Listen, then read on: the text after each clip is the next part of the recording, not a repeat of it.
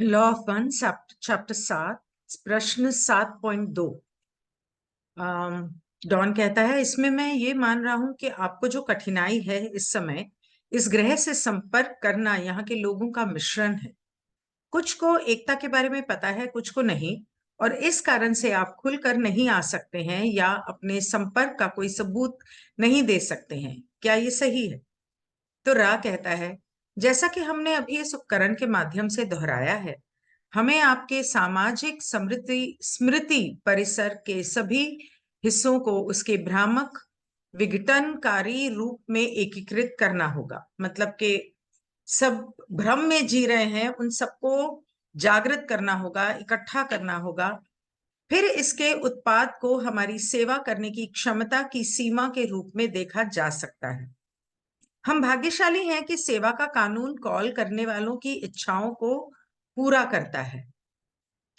Law of square की बात कर रहा है शायद।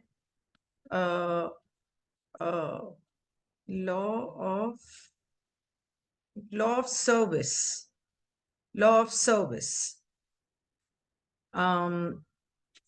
तो वो कहता है आगे, लॉ ऑफ सर्विस, हम भाग्यशाली हैं कि सेवा का कानून कॉल करने वालों की इच्छाओं को पूरा करता है, अन्यथा भ्रम के इस वर्तमान सातत्य पर इस समय स्थान में हमारा कोई अस्तित्व नहीं होता।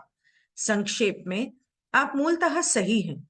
सक्षम न होने का विचार आपके लोगों के प्रति हमारे बुनियादी विचार रूप का हिस्सा नहीं है, बल्कि जो संभव है उसका अधिकतम विचार है।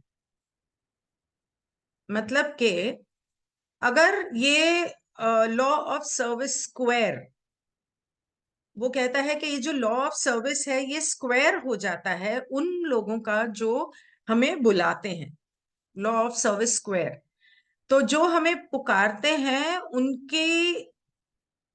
उनका नंबर डबल हो जाता है, लॉ ऑफ स्क्वायर लग जाती है।